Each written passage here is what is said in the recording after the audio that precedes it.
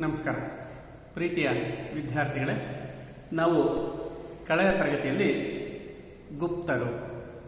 ಗುಪ್ತರ ರಾಜಕೀಯ ಇತಿಹಾಸದ ಕುರಿತಾಗಿ ತಿಳಿದುಕೊಂಡಿದ್ದೆವು. ಇಂದಿನ ತರಗತಿಯಲ್ಲಿ ನಾವು ಗುಪ್ತರ ಯುಗ, ಸುವರ್ಣ ಯುಗ, ಸತ್ಯ ಅಥವಾ ಮಿಥ್ಯ ಇದರ ಕುರಿತಾಗಿ ತಿಳಿದುಕೊಳ್ಳೋಣ. ನಿಮ್ಮ ವಾರ್ಷಿಕ ಪರೀಕ್ಷೆಯಲ್ಲಿ 10 ಅಂಕಕ್ಕೆ ಗುಪ್ತರ ಯುಗ, ಸುವರ್ಣ ಯುಗ ಚರ್ಚಿಸಿ ಎಂದು 10 ಅಂಕಕ್ಕೆ ಪ್ರಶ್ನೆಯನ್ನು ಕೇಳ್ತಾರೆ. ಹಾಗಾಗಿ ನಿಮಗೆ ವಾರ್ಷಿಕ ಪರೀಕ್ಷೆಯ ದೃಷ್ಟಿಯಿಂದ ಅತ್ಯಂತ ಪ್ರಮುಖವಾದಂಥ ಅಧ್ಯಯನ ವಿಷಯ ಗುಪ್ತರ ಯುಗ, ಸುವರ್ಣ ಯುಗ. ಅದರ ಕುರಿತಾಗಿ ನಾವು ಇಂದಿನ ತರಗತಿಯಲ್ಲಿ ತಿಳಿದುಕೊಳ್ಳೋಣ. ಗುಪ್ತರ ಯುಗವನ್ನು ಭಾರತದ ಚರಿತ್ರೆಯಲ್ಲಿ, ಇತಿಹಾಸದಲ್ಲಿ ಸುವರ್ಣ ಯುಗ ಎಂದು ಕರೆಯಲಾಗಿದೆ. ಏಕೆ ಅಂತ ಹೇಳಿದರೆ, ಗುಪ್ತರ ಆಡಳಿತ ಕಾಲಾವಧಿಯಲ್ಲಿ ಕಲೆ, ಸಾಹಿತ್ಯ, ಧರ್ಮ, ವಿಜ್ಞಾನ, ತಂತ್ರಜ್ಞಾನ, ಆಯುರ್ವೇದ ಈ ತರಹ ಎಲ್ಲ ಕ್ಷೇತ್ರಗಳಲ್ಲಿ ಅಭೂತಪೂರ್ವವಾದಂತಹ ಸಾಧನೆಯನ್ನು ಮಾಡಲಾಯಿತು. ಹಾಗಾಗಿ ಗುಪ್ತರ ಯುಗ ಭಾರತದ ಇತಿಹಾಸದಲ್ಲಿ ಸುವರ್ಣ ಯುಗವೆಂದೇ ಕರೆಯಲ್ಪಟ್ಟಿದೆ. ಹಾಗೆಯೇ ಗುಪ್ತರ ಯುಗವನ್ನು ಯುರೋಪಿನ ಬರಹಗಾರರು ಬೇರೆ ಬೇರೆ ಕಾಲಘಟ್ಟದಲ್ಲಿನ ರಾಜ ಮಹಾರಾಜರುಗಳ ಆಳ್ವಿಕೆಗೆ ಹೋಲಿಸಿದ್ದಾರೆ. ಅವರು ತಿಳಿಸಿರುವಂತೆ ಗುಪ್ತರ ಕಾಲವನ್ನು ಗ್ರೀಸ್ನ ಪೆರಿಕ್ಲಸ್ಸನ ಕಾಲಕ್ಕೆ, ಗ್ರೀಸನ್ನ ಆಳ್ವಿಕೆಯನ್ನು ಮಾಡಿದಂತಹ ಅಥೆನ್ಸಿನ ಪ್ರಮುಖ ಅರಸ ಯಾರು ಅಂತ ಹೇಳಿದ್ರೆ ಪೆರಿಕ್ಲಸ್. ಆ ಗ್ರೀಸಿನ ಪೆರಿಕ್ಲಸ್ಸನ ಕಾಲಕ್ಕೂ, ರೋಮಿನ ಆಳ್ವಿಕೆಯನ್ನು ನಡೆಸಿದಂತಹ ಆಗಸ್ಟಸ್ ಸೀಸರ್ನ ಕಾಲಕ್ಕೂ, ಹಾಗೂ ಇಂಗ್ಲೆಂಡಿನ ಆಡಳಿತವನ್ನು ನಡೆಸಿದಂತಹ ರಾಣಿ ಎಲಿಜಬೆತ್ಳ ಕಾಲಕ್ಕೂ ಹೋಲಿಸಲಾಗಿದೆ. ಹೀಗೆ ಗುಪ್ತರ ಯುಗವನ್ನು ಗ್ರೀಸ್ನ ಪೆರಿಕ್ಲಸ್ನ ಆಡಳಿತ ಕಾಲಕ್ಕೆ, ರೋಮಿನ ಆಗಸ್ಟಸ್ ಸೀಸರ್ನ ಆಡಳಿತ ಕಾಲಕ್ಕೆ ಮತ್ತು ಇಂಗ್ಲೆಂಡಿನ ರಾಣಿ ಎಲಿಜಬೆತ್ಳ ಆಡಳಿತ ಕಾಲಕ್ಕೂ ಹೋಲಿಸಲಾಗಿದೆ. ಆ ಕಾಲದಲ್ಲಾದಂತಹ ಬೆಳವಣಿಗೆಗಳು ಗುಪ್ತರ ಕಾಲದಲ್ಲಿಯೂ ಆಗಿವೆ. ಸರ್ವಾಂಗೀಣವಾದಂತಹ ಬೆಳವಣಿಗೆ, ಧರ್ಮ, ಶಿಕ್ಷಣ, ಸಾಹಿತ್ಯ, ಕಲೆ, ವಾಸ್ತುಶಿಲ್ಪ, ವಿಜ್ಞಾನ, ತಂತ್ರಜ್ಞಾನ ಕ್ಷೇತ್ರದಲ್ಲಿ ಗುಪ್ತರ ಕೊಡುಗೆ ಅಂತಕ್ಕಂಥದ್ದು ಅಸಾಮಾನ್ಯವಾದುದಾಗಿದೆ. ಹಾಗಾಗಿಯೇ ಈ ಕಾಲವನ್ನು ಸುವರ್ಣ ಯುಗ ಎಂದು ಕರೆಯಲಾಗಿದೆ. ಆ ಸುವರ್ಣ ಯುಗ ಅಂತೇಳಿ ಕರೆಯಲಿಕ್ಕೆ ಕಾರಣವಾದಂತಹ ಅಂಶಗಳನ್ನು ನಾವು ಒಂದೊಂದಾಗಿ ತಿಳ್ಕೊಳ್ಳೋದಾದ್ರೆ, ಮೊದಲನೇದಾಗಿ ಹಿಂದೂ ಧರ್ಮದ ನವೋದಯ. ಹಿಂದೂ ಧರ್ಮದ ನವೋದಯ. ಗುಪ್ತರ ಆಡಳಿತದ ಕಾಲಾವಧಿಯಲ್ಲಿ ಮುದುಡಿದ ಮೊಗ್ಗಾಗಿದ್ದಂತಹ ಹಿಂದೂ ಧರ್ಮವು ಪುನಃ ಅರಳಿದ ಕುಸುಮವಾಗಿ, ಅರಳಿದ ಸುಮವಾಗಿ ಬೆಳವಣಿಗೆ ಅಂತಕ್ಕಂಥದನ್ನು ಹೊಂದಿದೆ. ವೈದಿಕ ಧರ್ಮದ ನಂತರ ಭಾರತದಲ್ಲಿ 2 ಹೊಸ ಮತಗಳ ಉದಯ ಆಗಿದೆ: ಜೈನ ಧರ್ಮ ಮತ್ತು ಬೌದ್ಧ ಧರ್ಮ. ಈ ಜೈನ ಮತ್ತು ಬೌದ್ಧ ಧರ್ಮಗಳ ಪ್ರಭಾವಕ್ಕೆ ಒಳಗಾದಂಥ ಭಾರತೀಯರು ಆ ಧರ್ಮಗಳ ಅನುಯಾಯಿಗಳಾಗಿ ಆ ಧರ್ಮಗಳ ಬೆಳವಣಿಗೆಗೆ ಕಾರಣರಾಗ್ತಾರೆ. ವೈದಿಕ ಧರ್ಮದಲ್ಲಿದ್ದಂಥ ಅನೇಕ ಗೊಂದಲಗಳು ವೈದಿಕ ಧರ್ಮ ಅವನತಿಯಾಗಲಿಕ್ಕೆ, ತನ್ನ ಪ್ರಭಾವವನ್ನು ಕಳೆದುಕೊಳ್ಳಲಿಕ್ಕೆ ಕಾರಣವಾಗಿತ್ತು. ಯಾವಾಗ ಗುಪ್ತ ಅರಸರು ಅಧಿಕಾರಕ್ಕೆ ಬರ್ತಾರೋ ಅವರು ವೈದಿಕ ಧರ್ಮಕ್ಕೆ ರಾಜಾಶ್ರಯ ಅಂತಕ್ಕಂಥದನ್ನು ನೀಡ್ತಾರೆ. ಯಾವಾಗ ವೈದಿಕ ಧರ್ಮಕ್ಕೆ ರಾಜಾಶ್ರಯ ಅಂತಕ್ಕಂಥದ್ದು ದೊರೀತೋ ಆಗ ಜೈನ ಮತ್ತು ಬೌದ್ಧ ಧರ್ಮಗಳು ತಮ್ಮ ಪ್ರಭಾವವನ್ನು ಕಳೆದುಕೊಂಡು ಆ 2 ಧರ್ಮಗಳ ಮಧ್ಯೆ ಸಿಲುಕಿ ಅವನತಿಯ ಹಾದಿಯನ್ನು ಹಿಡಿದಿದ್ದಂಥ ಹಿಂದೂ ಧರ್ಮ ತನ್ನ ಮೈ ಕೊಡವಿ ಮೇಲೇಳುತ್ತೆ ಮತ್ತು ತನ್ನಲ್ಲಿದ್ದಂಥ ಅನೇಕ ದೋಷಗಳನ್ನು ನಿವಾರಣೆಯನ್ನು ಮಾಡಿಕೊಳ್ಳುವುದರ ಮೂಲಕ ಪುನರ್ಜನ್ಮ ಮರುಹುಟ್ಟು ಎಂತಕ್ಕನ್ನೋದನ್ನ ಪಡೆದುಕೊಳ್ಳುತ್ತೆ. ಹಿಂದೂ ಧರ್ಮದಲ್ಲಿ ನವೋದಯ ಎಂತಕ್ಕನ್ನೋದು ಉಂಟಾಗುತ್ತೆ. ಹೀಗೆ ಹಿಂದೂ ಧರ್ಮವನ್ನ ರಕ್ಷಿಸಿದಂತಹ ಕೀರ್ತಿ ಈ ಗುಪ್ತ ಅರಸರುಗಳಿಗೆ ಸಲ್ಲುತ್ತದೆ. ಗುಪ್ತರ ಕಾಲದಲ್ಲಿ ಹಿಂದೂ ಧರ್ಮವು ರಾಜಧರ್ಮವಾಗಿ ಮಾರ್ಪಾಡು ಎಂತಕ್ಕನ್ನೋದನ್ನ ಹೊಂದಿತು. ಹಿಂದೂ ಧರ್ಮದ ಪ್ರಮುಖ ದೇವತೆಗಳಾದಂತಹ ವಿಷ್ಣು, ಶಿವ ಮತ್ತು ದುರ್ಗೆಯರ ಶಕ್ತಿಯ ಆರಾಧನೆ ಅಂತಕ್ಕಂಥದ್ದು ಅತ್ಯಂತ ಜನಪ್ರಿಯವಾಗಿದೆ. ಹೀಗೆ ವಿಷ್ಣು, ಮಹೇಶ್ವರ ಮತ್ತು ಶಕ್ತಿ, ದುರ್ಗೆಯರ ಆರಾಧನೆ ಅಂತಕ್ಕಂಥದ್ದು ಈ ಕಾಲದಲ್ಲಿ ಅತ್ಯಂತ ಜನಪ್ರಿಯವಾಯಿತು. ಗುಪ್ತ ಅರಸರುಗಳು ವೈದಿಕ ವಿಧಿವಿಧಾನಗಳನ್ನು ಮತ್ತು ಸಂಪ್ರದಾಯಗಳನ್ನು ಆಚರಣೆಯನ್ನ ಮಾಡ್ತಾರೆ. ವೈದಿಕ ವಿಧಿವಿಧಾನಗಳು ಮತ್ತು ಸಂಪ್ರದಾಯಗಳು ಅಂತಕ್ಕಂಥವೇನಿದ್ದಾರೆ ಅವುಗಳನ್ನು ಪುನಃ ಆಚರಣೆಗೆ ತರ್ತಾರೆ. ಅವುಗಳಿಗೆ ತಮ್ಮ ಸಂಪೂರ್ಣವಾದಂತಹ ಬೆಂಬಲ ಅಂತಕ್ಕಂಥದನ್ನು ನೀಡ್ತಾರೆ. ಹಾಗಾಗಿಯೇ ಹಿಂದೂ ಧರ್ಮ ಮತ್ತೆ ಪುನಶ್ಚೇತನ ಅಂತಕ್ಕಂಥದನ್ನು ಪಡ್ಕೊಳ್ತು, ಮರುಹುಟ್ಟು ಅಂತಕ್ಕಂಥದನ್ನು ಪಡೆದುಕೊಳ್ತು. ಹಾಗೆಯೇ ವೈದಿಕ ವಿಧಿವಿಧಾನಗಳಾದಂತಹ ಯಾಗಗಳು ಜನಪ್ರಿಯತೆಯನ್ನು ಪಡ್ಕೊಳ್ತಾರೆ. ಅಶ್ವಮೇಧ ಯಾಗ, ರಾಜಸೂಯ ಯಾಗ, ವಾಜಪೇಯ ಯಾಗ ಮುಂತಾದವುಗಳನ್ನು ಭವ್ಯವಾಗಿ ವಿಜೃಂಭಣೆಯಿಂದ ಆಚರಣೆಯನ್ನ ಈ ಗುಪ್ತ ಸಾಮ್ರಾಟರು ಮಾಡ್ತಾರೆ. ಹಾಗಾಗಿನೇ ಮತ್ತೆ ತನ್ನ ಗತ ವೈಭವವನ್ನ ಹಿಂದೂ ಧರ್ಮ ಎಂತಕ್ಕಂಥದ್ದು ಪಡೆದುಕೊಳ್ಳುತ್ತೆ. ಅದೇ ರೀತಿ ಅನೇಕ ದೇವಾಲಯಗಳನ್ನ ಗುಪ್ತ ಅರಸರುಗಳು ನಿರ್ಮಾಣ ಎಂತಕ್ಕಂಥದನ್ನ ಮಾಡ್ತಾರೆ. ಸಮುದ್ರಗುಪ್ತ ಪರಮ ಭಾಗವತ ಎಂಬ ಬಿರುದನ್ನು ಧರಿಸ್ತಾನೆ. ಅಂದ್ರೆ ವೈಷ್ಣವ ಪಂಥಕ್ಕೆ ಅವನು ವಿಶೇಷವಾದಂತಹ ಪ್ರೋತ್ಸಾಹ ಅಂತಕ್ಕಂಥದ್ದು ನೀಡ್ತಾನೆ. ವೈಷ್ಣವ ಧರ್ಮದ ಪ್ರವರ್ಧನೆಗೆ ಅವನು ಕಾರಣನಾಗ್ತಾನೆ. ಹಾಗಾಗಿನೇ ಪರಮ ಭಾಗವತ ಎಂಬ ಬಿರುದನ್ನು ಸಹ ಅವನು ಧರಿಸ್ತಾನೆ. ಇದು ಅವನು ವಿಷ್ಣುವಿನ ಮೇಲೆ ಹೊಂದಿದ್ದಂತಹ ಅಪಾರ ಭಕ್ತಿ ಅಂತಕ್ಕಂಥದನ್ನ ಸೂಚಿಸುತ್ತದೆ. ಇದರ ಜೊತೆಗೆ ಶೈವ ಮತ್ತು ಶಾಕ್ತ ಪಂಥಗಳು ಸಹ ಬೆಳವಣಿಗೆಯನ್ನು ಹೊಂದಿವೆ. ಶೈವ ಪಂಥ ಅಂತ ಹೇಳಿದ್ರೆ ಶಿವನ ಆರಾಧನೆ ಅಂತಕ್ಕಂಥ, ಶಾಕ್ತ ಪಂಥ ಅಂತ ಹೇಳಿದ್ರೆ ಶಕ್ತಿ ದೇವತೆಗಳ ಆರಾಧನೆ ಅಂತಕ್ಕಂಥದ್ದು ಜನಪ್ರಿಯ ಆಗುತ್ತೆ. ಹೀಗೆ ಶೈವ, ವೈಷ್ಣವ ಮತ್ತು ಶಾಕ್ತ ಪಂಥಗಳು ಮತ್ತೆ ಬೆಳವಣಿಗೆ ಅಂತಕ್ಕಂಥದನ್ನ ಹೊಂದುತ್ತವೆ. ಇದರಿಂದಾಗಿಯೇ ಅವನತಿಯ ಹಾದಿಯಲ್ಲಿದ್ದಂತಹ ಹಿಂದೂ ಧರ್ಮ ಮತ್ತೆ ಪುನಶ್ಚೇತನ ಅಂತಕ್ಕಂಥದನ್ನು ಪಡೆದುಕೊಂಡು ಮತ್ತೆ ನವೋದಯ ಅಂತಕ್ಕಂಥದನ್ನು ಕಾಣ್ತು. ಮುದುಡಿದ ಮೊಗ್ಗಾಗಿದ್ದಂತಹ ಹಿಂದೂ ಧರ್ಮ ಮತ್ತೆ ಅರಳಿದ ಸುಮವಾಗಿ ಗುಪ್ತರ ಕಾಲದಲ್ಲಿ ಬೆಳವಣಿಗೆ ಅಂತಕ್ಕಂಥದನ್ನು ಹೊಂದಿತು. ಹೀಗೆ ಹಿಂದೂ ಧರ್ಮವನ್ನು ರಕ್ಷಿಸಿ ಅದನ್ನು ಪೋಷಿಸಿದಂತಹ ಕೀರ್ತಿ ಗುಪ್ತ ಸಾಮ್ರಾಟರಿಗೆ ಸಲ್ಲುತ್ತದೆ. ಹಾಗಾಗಿಯೇ ಗುಪ್ತರ ಯುಗವನ್ನು ಸುವರ್ಣ ಯುಗ ಅಂತೇಳಿ ನಾವು ಕರೆಯಬಹುದಾಗಿದೆ. ಇನ್ನು ಎರಡನೆಯ ಅಂಶ ಶಿಕ್ಷಣ. ಗುಪ್ತರ ಕಾಲದಲ್ಲಿ ಶಿಕ್ಷಣ ಪ್ರಾಮುಖ್ಯತೆ ಅಂತಕ್ಕಂಥದನ್ನ ಪಡೆದುಕೊಳ್ಳುತ್ತೆ.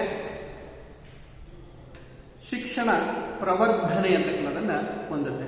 ಗುಪ್ತರ ಅವಧಿಯಲ್ಲಿ ಶಿಕ್ಷಣವು ಪ್ರವರ್ಧಮಾನಕ್ಕೆ ಬಂತು, ಅಂದ್ರೆ ಬೆಳವಣಿಗೆ ಅಂತಕ್ಕಂಥದನ್ನ ಕಾಣ್ತದೆ. ರಾಜರು ಸ್ವತಃ ವಿದ್ವಾಂಸರಾಗಿದ್ದರು. ಗುಪ್ತ ದೊರೆಗಳು ಸ್ವತಃ ವಿದ್ವಾಂಸರಾಗಿದ್ದು ಶಿಕ್ಷಣ ತಜ್ಞರು ಸಹ ಆಗಿದ್ದರು. ಹಾಗಾಗಿನೇ ಈ ಕಾಲದಲ್ಲಿ ಶಿಕ್ಷಣದ ಬೆಳವಣಿಗೆ ಅಂತಕ್ಕಂಥದ್ದು ಉಂಟಾಯಿತು. ಶಿಕ್ಷಣಕ್ಕೆ ವಿಶೇಷವಾದಂಥ ಆದ್ಯತೆ, ಗಮನ ಅಂತಕ್ಕಂಥದನ್ನ ಗುಪ್ತ ದೊರೆಗಳು ನೀಡ್ತಾರೆ. ಈ ಕಾಲದಲ್ಲಿ ಅನೇಕ ವಿಶ್ವವಿದ್ಯಾನಿಲಯಗಳು ಸ್ಥಾಪನೆ ಆಗ್ತವೆ. ಅದರಲ್ಲಿ ಅತ್ಯಂತ ಪ್ರಮುಖವಾದದ್ದು ಅಂತ ಹೇಳಿದ್ರೆ 1ನೆಯ ಕುಮಾರಗುಪ್ತ ಸ್ಥಾಪನೆಯನ್ನು ಮಾಡಿದಂತಹ ನಳಂದ ವಿಶ್ವವಿದ್ಯಾನಿಲಯ. ವಿಶ್ವವಿಖ್ಯಾತಿಯನ್ನು ಪಡೆದುಕೊಂಡಂತಹ ಪ್ರಾಚೀನ ವಿದ್ಯಾ ಕೇಂದ್ರಗಳಲ್ಲಿ ಅದು ಸಹ ಒಂದಾಗಿತ್ತು. ದೇಶ ವಿದೇಶಗಳಿಂದ ಅಧ್ಯಯನವನ್ನು ನಡೆಸಲಿಕ್ಕಾಗಿ ಶಿಕ್ಷಣಾರ್ಥಿಗಳು ಈ ವಿಶ್ವವಿದ್ಯಾನಿಲಯಕ್ಕೆ ಬರ್ತಾ ಇದ್ದಾರೆ. ಸುಮಾರು 10,000 ಜನ ಅಲ್ಲಿ ಅಧ್ಯಯನವನ್ನು ಮಾಡಲಿಕ್ಕೆ ಬೇಕಾದಂತಹ ಎಲ್ಲ ವ್ಯವಸ್ಥೆಯನ್ನ ಮಾಡಲಾಗಿತ್ತು. ಹಾಗೆಯೇ ಪ್ರಾಚೀನ ವಿಶ್ವದ ಅತ್ಯಂತ ಪ್ರಮುಖ ವಿಶ್ವವಿದ್ಯಾನಿಲಯ ಎಂಬ ಪ್ರಖ್ಯಾತಿಗೆ ಅದು ಒಳಗಾಗಿತ್ತು. ಭಾರತೀಯ ವಿದ್ಯಾರ್ಥಿಗಳಲ್ಲದೆ ವಿದೇಶಿಯರು ಬಂದು ಸಹ ಇಲ್ಲಿ ಶಿಕ್ಷಣ ಎಂತಕ್ಕಂಥದನ್ನು ಪಡಿತಾ ಇದ್ರು. ಇದಲ್ಲದೆ ಪಾಟಲಿಪುತ್ರ ಮತ್ತು ವಲ್ಲಭಿಗಳು ಸಹ ಪ್ರಮುಖ ಶಿಕ್ಷಣ ಕೇಂದ್ರಗಳಾಗಿವೆ. ಪಾಟಲಿಪುತ್ರ ಮತ್ತು ವಲ್ಲಭಿಗಳು ಸಹ ಪ್ರಮುಖ ಶಿಕ್ಷಣ ಕೇಂದ್ರಗಳಾಗಿ ಕಾರ್ಯವನ್ನು ನಿರ್ವಹಿಸ್ತಾ ಇದ್ದವು. ಗುರುಕುಲ ಶಿಕ್ಷಣ ಪದ್ಧತಿ ಅಂತಕ್ಕಂಥದ್ದು ಮತ್ತೆ ತನ್ನ ಜನಪ್ರಿಯತೆ ಅಂತಕ್ಕಂಥದನ್ನು ಪಡೆದುಕೊಳ್ಳುತ್ತೆ. ವಿದ್ಯಾರ್ಥಿಗಳು ಗುರುಗಳನ್ನು ಅರಿಸಿ ಗುರುಗಳ ಬಳಿಯಲ್ಲಿಯೇ ಹೋಗಿ ಅವರ ಬಳಿಯೇ ಶಿಕ್ಷಣ ಅಂತಕ್ಕಂಥದನ್ನು ಪಡಿತಾ ಇದ್ದಾರೆ. ಅಂತಹ ಗುರುಕುಲ ಶಿಕ್ಷಣ ಪದ್ಧತಿಯು ಮತ್ತೆ ಪ್ರಖ್ಯಾತಿ ಪ್ರಸಿದ್ಧಿ ಅಂತಕ್ಕಂಥದನ್ನು ಪಡೆದುಕೊಳ್ತು. ದೇವಾಲಯಗಳು ಸಹ ಶಿಕ್ಷಣ ಕೇಂದ್ರಗಳಾಗ್ತವೆ. ಅಗ್ರಹಾರಗಳಲ್ಲಿ ಶಿಕ್ಷಣದ ಪ್ರಕ್ರಿಯೆ ಅಂತಕ್ಕಂಥದ್ದು ಆರಂಭ ಆಗುತ್ತೆ. ಘಟಿಕ ಸ್ಥಾನಗಳು ಅಂತಕ್ಕಂಥವು ನಡೀತವೆ. ಇಲ್ಲಿ ಪ್ರಮುಖವಾಗಿ ಪುರಾಣಗಳು, ಸಾಹಿತ್ಯ, ತತ್ವಶಾಸ್ತ್ರ, ಅಂಕಗಣಿತ, ಜ್ಯೋತಿಷ್ಯ ಶಾಸ್ತ್ರ, ವಿಜ್ಞಾನ, ಆಯುರ್ವೇದ ಮುಂತಾದಂತಹ ಅನೇಕ ವಿಷಯಗಳನ್ನು ಮಕ್ಕಳಿಗೆ ಕಲಿಸಲಾಗ್ತಾ ಇತ್ತು. ಹಾಗಾಗಿ ಗುಪ್ತರ ಕಾಲದಲ್ಲಿ ಶಿಕ್ಷಣದಲ್ಲಿಯೂ ಸಹ ನವೋದಯ ಅಂತಕ್ಕಂಥದ್ದು ಉಂಟಾಯಿತು. ವೇದಾಧ್ಯಯನ, ವೈದಿಕ ಸಾಹಿತ್ಯದ ಅಧ್ಯಯನ ಅಂತಕ್ಕಂಥದ್ದು ಪುನಃ ಆರಂಭ ಅಂತಕ್ಕಂಥದ್ದನ್ನು ಪಡ್ಕೊಳ್ಳುತ್ತೆ. ಸಂಸ್ಕೃತ ಭಾಷೆ ಮತ್ತೆ ತನ್ನ ಪ್ರಾಬಲ್ಯ ಅಂತಕ್ಕಂಥದ್ದನ್ನು ಸಾಧಿಸಿಕೊಳ್ಳುತ್ತೆ. ಹೀಗಾಗಿನೇ ಶಿಕ್ಷಣ ಕ್ಷೇತ್ರಕ್ಕೆ ಗುಪ್ತರ ಕೊಡುಗೆ ಅಂತಕ್ಕಂಥದ್ದು ಅಪಾರವಾದುದಾಗಿದೆ. ಹೀಗೆ ಶಿಕ್ಷಣ ಕ್ಷೇತ್ರಕ್ಕೆ ಇವರು ಕೊಟ್ಟಂತಹ ಕೊಡುಗೆಯಿಂದಾಗಿನೇ ಮುಂದೆ ವಿಜ್ಞಾನ, ತಂತ್ರಜ್ಞಾನ, ಸಾಹಿತ್ಯ ಮುಂತಾದ ಎಲ್ಲ ಕ್ಷೇತ್ರಗಳಲ್ಲಿ ಅಭೂತಪೂರ್ವವಾದಂತಹ ಪ್ರಗತಿ ಅಂತಕ್ಕಂಥದನ್ನು ಗುಪ್ತ ಸಾಮ್ರಾಟರು ಸಾಧಿಸ್ತಾರೆ. ಹಾಗಾಗಿನೇ ಗುಪ್ತರ ಯುಗ ಸುವರ್ಣ ಯುಗವಾಗಿ ಮಾರ್ಪಾಡು ಅಂತಕ್ಕಂಥದನ್ನು ಹೊಂದುತ್ತೆ. ಹೀಗೆ ಗುಪ್ತರ ಯುಗ ಸುವರ್ಣ ಯುಗವಾಗಿ ಮಾರ್ಪಡಲಿಕ್ಕೆ ಕಾರಣ ಅಂತ ಹೇಳಿದ್ರೆ ಅವರು ಜಾರಿಗೆ ತಂದಂಥ ಶಿಕ್ಷಣ ಪದ್ಧತಿ, ಶಿಕ್ಷಣ ವ್ಯವಸ್ಥೆ ಅಂತಕ್ಕಂಥದ್ದು. ಹಾಗಾಗಿನೇ ಗುಪ್ತರ ಯುಗ ಸುವರ್ಣ ಯುಗವೆಂದು ಕರೆಯಲ್ಪಡ್ತು. ಇನ್ನು ಮೂರನೇದಾಗಿ ಸಾಹಿತ್ಯ. ಗುಪ್ತರ ಯುಗ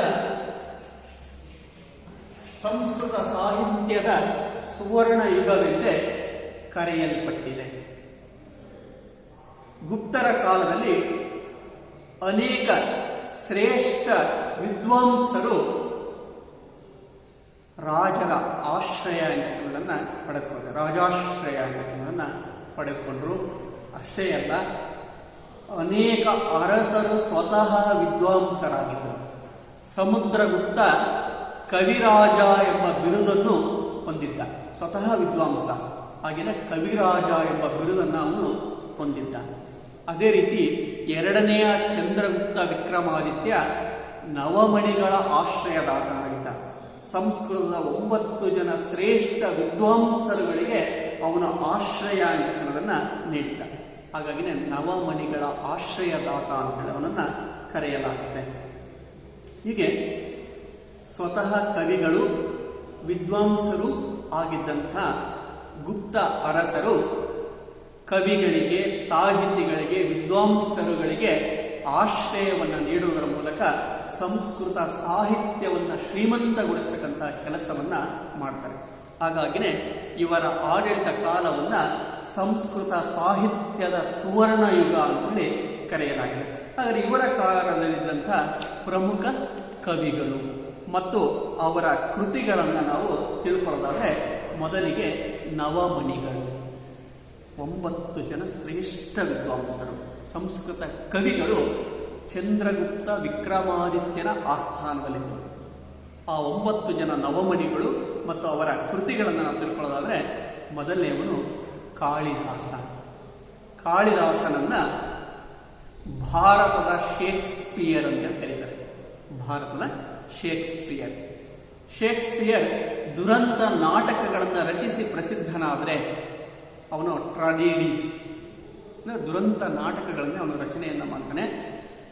ಕಾಳಿದಾಸ ಸುಖಾಂತ ನಾಟಕಗಳನ್ನು ರಚನೆ ಅಂತಕ್ಕನ್ನೋದನ್ನ ಮಾಡ್ತಾನೆ. ಅಂದ್ರೆ ಇವನ ಎಲ್ಲ ನಾಟಕಗಳು ಸಂತೋಷದಿಂದ, ಸುಖದಿಂದ ಅಂತ್ಯ ಅಂತಕ್ಕನ್ನೋದನ್ನ ಕಾಣ್ತಾನೆ. ಹಾಗಾಗಿ ಇವನನ್ನ ಭಾರತದ ಶೇಕ್ಸ್ಪಿಯರ್ ಅಂತೇಳಿ ಕರೆಯಲಾಗಿದೆ. ಈ ಕಾಳಿದಾಸನ ಪ್ರಮುಖವಾದಂತಹ ಕೃತಿಗಳು ಅಂತ ಹೇಳಿದ್ರೆ ಅವನು ನಾಟಕಗಳನ್ನು ರಚಿಸ್ತಾನೆ, ಕಾವ್ಯಗಳನ್ನು ರಚಿಸ್ತಾನೆ, ಹಾಗೆಯೇ ಅವನು ಗೀತ ಕಾವ್ಯಗಳನ್ನ ರಚನೆ ಅಂತಕ್ಕನ್ನೋದನ್ನ ಮಾಡ್ತಾನೆ. ಇವನ ಪ್ರಮುಖ ನಾಟಕಗಳು ಅಂತ ಹೇಳಿದ್ರೆ ಶಾಕುಂತಲ. ನೀವೆಲ್ಲ ಶಾಕುಂತಲೆ ಮತ್ತು ಅವನ ಮಗ ಭರತನ ಕಥೆಯನ್ನ ಕೇಳಿರ್ಬೋದು. ದುಷ್ಯಂತ ಮತ್ತು ಶಾಕುಂತಲೆಯರ ಮಗನೇ ಭರತ. ಅವನ ಆಡಳಿತ ನಡೆಸಿದ್ರಿಂದಾಗಿನೇ ಈ ದೇಶಕ್ಕೆ ಭರತಖಂಡ, ಭರತ ವರ್ಷ, ಮುಂದೆ ಭಾರತ ಎಂಬ ಹೆಸರು ಅಂತಕ್ಕನ್ನೋದು ಬಂತು. ಆ ಶಾಕುಂತಲ ಎಂಬ ನಾಟಕವನ್ನ ರಚನೆಯನ್ನು ಮಾಡಿದ. ಇವನ ಮತ್ತೊಂದು ನಾಟಕ ವಿಕ್ರಮೋರ್ವಶೀಯ. ವಿಕ್ರಮಾದಿತ್ಯ ಮತ್ತು ಊರ್ವಶಿಯ ಪ್ರಣಯ ಪ್ರಸಂಗವನ್ನ ಈ ನಾಟಕದಲ್ಲಿ ಅವನು ಅತ್ಯಂತ ಸುಂದರವಾಗಿ ಮನೋಜ್ಞವಾಗಿ ಕಾಳಿದಾಸ ಅಭಿವ್ಯಕ್ತಪಡಿಸಿದ್ದಾನೆ. ಇನ್ನು ಅವನ ಮೂರನೆಯ ನಾಟಕ ಮಾಳವಿಕಾಗ್ನಿಮಿತ್ರ. ಮಾಳವಿಕ ಮತ್ತು ಅಗ್ನಿಮಿತ್ರರ ಪ್ರೇಮ ಪ್ರಸಂಗ ಅಂತಕ್ಕಂಥದ್ದು ಈ ನಾಟಕದಲ್ಲಿ ಅದ್ಭುತವಾಗಿ ಮೂಡಿಬಂದಿದೆ. ಹೀಗೆ 3 ಶ್ರೇಷ್ಠ ನಾಟಕಗಳನ್ನು ರಚಿಸ್ತಾರೆ. ಒಂದು ಶಾಕುಂತಲ, ಎರಡನೇದು ವಿಕ್ರಮೋರ್ವಶೀಯ, ಮೂರನೇದು ಮಾಳವಿಕಾಗ್ನಿಮಿತ್ರ ಎಂಬ ಶ್ರೇಷ್ಠ ನಾಟಕಗಳನ್ನು ರಚಿಸ್ತಾನೆ. ಅದರ ಜೊತೆಗೆ 2 ಮಹಾಕಾವ್ಯಗಳನ್ನು ರಚಿಸ್ತಾನೆ. ಒಂದು ರಘುವಂಶ, ಮೊದಲನೇದು ರಘುವಂಶ, ಎರಡನೇದು ಕುಮಾರ ಸಂಭವ.